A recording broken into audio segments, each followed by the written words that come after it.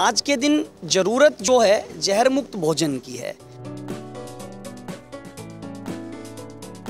यदि आपके अंदर मेहनत है, नीति नियत आपकी सही है, आप किसी को नुकसान नहीं पहुंचा रहे, तो आपको नुकसान कभी नहीं होगा। ये मेरा मानना है।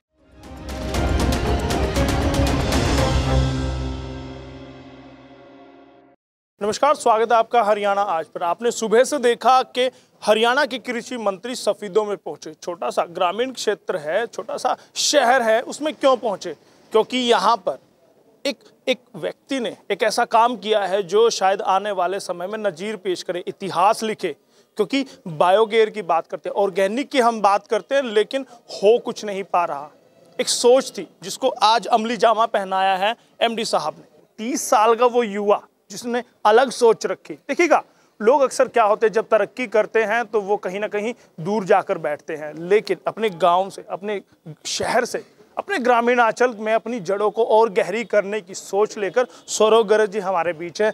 गर्ग साहब, सबसे पहले तो बहुत बहुत बधाई। एक बहुत ही अलग कॉन्सेप्ट आप लेकर आए हैं। प्रदेश के कृषि मंत्री आपके यहाँ पहुंचे हैं उसका उद्घाटन करने, बहुत बहुत बधाई। पहले तो धन्यवाद यशपाल जी, बहुत बहुत धन्यवाद। एक सवाल मेरे जहन में है, सभी के जहन में होगा, जितने भी दर्शक हमारे पूरे हरियाणा, पूरे प्रदेश के, पूरे देश के देख रहे हैं, उनके मन में होगा कि ये कॉन्सेप्ट आखिर आया कहाँ से? क्योंकि सरकारें इस पर काम नहीं कर पा रही हैं, बड़ी मल्टीनेशनल कंपनी इस पर बात नहीं कर पा रही, काम नहीं कर पा रही हैं। आपने धरातल पर एक कॉन्सेप्ट लेकर आए और उसको अमली जामा पहना दिया। कैसे हुआ?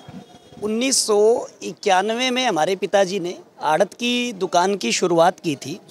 आड़त की दुकान का मतलब जहाँ किसान अपना अनाज लाता है और व्यापारी उसको खरीदता है। एक आड़ती एक कमीशन एजेंट होता है, जहाँ उसको सरकार 2.5% का या खरीदार उसको 2.5% का कमीशन देती है। हम उस दुकान पे खेल खेल के बड़े हुए, किसानों के बीच में रहना हुआ, तो वहाँ ज़रूरतें समझी कि क्या ज़रूरतें हैं और क्या समस्या है। दवाई की दुकान, दवाई मतलब पेस्टिसाइड्स जो इनपुट खेतों के अंदर डलते हैं, मैंने 10 साल तक उसकी रिटेल, फिर होलसेल, फिर उसका पैन इंडिया ट्रेडिंग, फिर उसका मैन्युफैक्चरिंग जो एक केमिकल पेस्टिसाइड्स में आती थी, उसका व्यापार किया।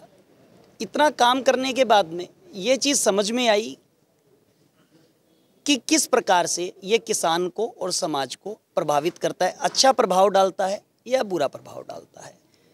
वहाँ से हमारे पिताजी की प्रेरणा मिली कि हमें जो व्यापार करना है वो व्यापार ऐसा करना है जिससे किसी का भी नुकसान ना हो और सभी का फ़ायदा हो। वहाँ से एक सोच डेवलप हुई, क्यों ना एक ऐसा मॉडल तैयार किया जाए जिसमें सभी की ज़रूरतें पूरी हों। किसान आज कमर्शियली रूप से बहुत वीक कौम हो गई है। 1 एकड़ में पूरा साल मेहनत करने के बाद 50,000 से 60,000 रुपये की उसकी कमाई होती है। वो भी तब होती है जब भगवान मेहरबान होता है और मौसम ठीक रहता है। यदि मौसम ख़राब हो जाए, जैसे महाराष्ट्र, छत्तीसगढ़, कुछ देश में स्टेट्स ऐसे हैं, राज्य ऐसे हैं जिनमें पानी की व्यवस्था हरियाणा और पंजाब जैसी नहीं है। वहाँ पे यदि पानी की व्यवस्था ना हो या बारिश कम या ज़्यादा हो जाए तो 50-60 हज़ार भी नहीं मिल पाते। उसके विकल्प के रूप में बहुत सी खेती ऐसी हैं, जैसे फूलों की खेती है, सब्जियों की खेती है, वर्मी कंपोस्ट बनाना है। बहुत सी प्रक्रिया और खेतियाँ ऐसी हैं जो खेत के अंदर की जा सकती है और किसान अपने आप का कमर्शियल रूप से भी उत्थान कर सकता है और सोसाइटी के लिए भी, जो उसको अन्नदाता कहा जाता है, वो अन्नदाता भी अपने आप को एक सार्थक कर लेता है कि वो जो अन्न पैदा कर रहा है वो जहर मुक्त अन्न है। यहाँ से ये सोच डेवलप हुई कि इस तरीके का एक मॉडल तैयार। कॉन्सेप्ट में मैं सुबह से सुन रहा हूँ, देख रहा हूँ, स्टेज के माध्यम से, आपके टेक्नीशियन के माध्यम से, आपके एक्सपर्ट के माध्यम से, कृषि वैज्ञानिक आपके जो हैं वो एक चीज़ पर ध्यान दे रहे हैं कि हमें जहर मुक्त अन्न देना है, दूसरा किसान की आमदनी बढ़ानी है।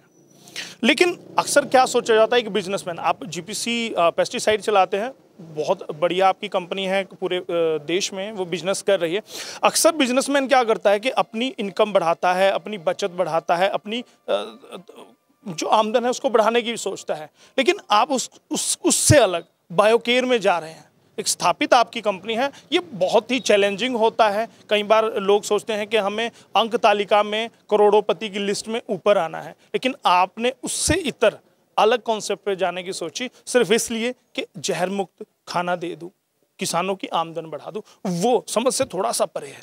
यशपाल जी, क्या होता है, जब भी आप कोई व्यापार करते हैं, जब भी आप कोई प्रोडक्ट बनाते हैं, वो तभी चल पाता है जब उस चीज़ की ज़रूरत समाज को एक्चुअल में हो। आज का जो युग चल रहा है, आज का जो समय चल रहा है, एक हरित क्रांति का एक समय था जिस टाइम देश में अन्न की कमी थी। तब अनाज उगाने के लिए केमिकल फर्टिलाइजर्स आए, केमिकल पेस्टिसाइड्स आए, जिससे ईल्ड तो बढ़ गई, खेत में अनाज उत्पादन तो बढ़ गया, लेकिन उसके साइड इफ़ेक्ट्स धीरे धीरे स्लो पॉइजन के रूप में वो आने शुरू हुए, जिससे 100 साल की एज 55-60 की एवरेज रह गई। लाखों तरह की बीमारियां हो गई। आजकल देखने में आता है 40 साल के लोगों को अटैक आने लग गए, जो पहले नहीं होता था। बहुत तरह की समस्याएं आने लग गई। आज के दिन ज़रूरत जो है जहर मुक्त भोजन की है। यदि आप जहर मुक्त भोजन बना रहे हो तो आपको कमाई की कमी नहीं रहेगी। ये एक हम बात कहें, जैसा आप कह रहे हैं कि व्यापार से हटके ये घाटे का सौदा है, ये घाटे का नहीं है, बहुत मुनाफे का सौदा है। इसके अंदर आपके समाज के सभी अंग लाभान्वित हो रहे हैं। और वो कहते हैं खरबूजा कटेगा सब में बटेगा, वो वाली कहावत भी सार्थक होती है इसमें। व्यापारी को व्यापार मिल रहा है, व्यापारी को इसके अंदर जो अनाज उत्पन्न हो रहा है उससे जो प्रोसेसिंग यूनिट लग के आटा, दाल, चावल, ब्रेड जो बनता है उससे व्यापारी लाभान्वित हो रहा है। कंपनी की दवाइयाँ बिक रही हैं, कंपनी खेती कर रही है, उससे वो लाभान्वित हो रही है। किसान की ज़मीन बच रही है, उसको ज़्यादा पूंजी, ज़्यादा मुनाफा मिल रहा है, वो भी लाभान्वित हो रहा है। तो टोटे का सौदा नहीं है, सभी को लाभ हो रहा है। ऐसा नहीं है केमिकल पेस्टिसाइड्स में लाभ होता था, इसमें भी लाभ का ही काम है। फ्यूचर की ज़रूरत है, सभी की ज़रूरत है, तो लाभ की कोई कमी नहीं है। सफलता को लेकर इतने आश्वस्त सौरव गर्ग कैसे हैं? मैंने अभी आपको बताया, जिस चीज़ की ज़रूरत हो वो चीज़ ज़रूर बिकेगी। इस चीज़ की ज़रूरत है तो बिकेगी, इसलिए सफलता की आश्वासना है। एक और मेरा पर्सनल सवाल है, मैं अक्सर सोचता था कि सौरव गर्ग जी से जब मैं मिलूंगा तो जरूर पूछूंगा, आप इतने रिस्क कैसे ले लेते हैं, इतना आगे की कैसे सोच पाते हैं? देखिए जी, मेरा जो जन्म हुआ है वो बनिया परिवार में हुआ है।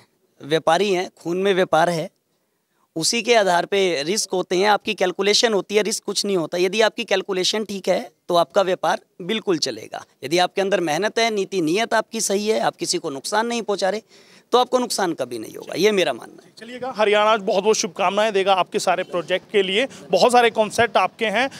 अगले साल जब मैं आपसे मिलूंगा तो बुलंदियों की सीढ़ी आपकी कंपनी चढ़ी हो, मैं ऐसी कामना करूँ। धन्यवाद बहुत बहुत। देखिएगा, एक 30 साल का युवा है, लगातार लगा हुआ है, ग्रामीण परिवेश के बारे ही वो सोचता, आगे बढ़ना चाहता है, लेकिन सबको साथ लेकर उन किसानों के लिए सोच रहा है जो इस खाट पर बैठकर विचार करते हैं। क्योंकि सुबह से लेकर शाम तक इस खाट को लेकर ही किसान के सारे विचार बनते हैं। और आपने देखा होगा, ये झोपड़ी जो किसानों की होती थी, इस झोपड़ी के नीचे ही किसान समृद्ध हुआ है, लगातार हुआ है। और हरियाणा आज भी आपको दिखाता रहेगा, क्योंकि जीपीसी बायोकेयर ने जो झंडा बुलंद किया है वो इतिहास रचेगा। आज का ये वीडियो सहेज कर रख लीजिएगा, क्योंकि इतिहास वही रचते हैं जो अलग सोचते हैं। सौरव गर्ग ने वही सोचा। आप क्या विचार रखते हैं नीचे कमेंट में जरूर बताइएगा। और लगातार हरियाणा आज के साथ जुड़े रहिएगा, ताकि पूरे हरियाणा की राजनीति, समाज की, व्यापार की, बिजनेस की, खेल की, क्राइम की सभी खबरें आपको मिलती रहे। बहुत बहुत धन्यवाद। गौरव भंडारी के साथ यशपाल कंचन।